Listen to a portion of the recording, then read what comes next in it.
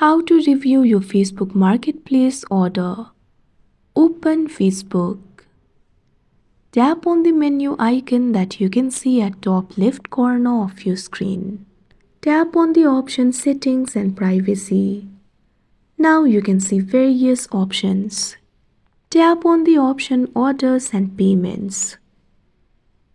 Now you can see your orders and payments over here. If you have placed any order, you'll be able to see it over here. In order to leave the review, you must have received the order. Tap on the specific order that you would like to review.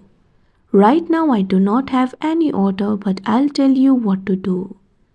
Once you tap on it, you'll be able to review it by tapping on the option Review.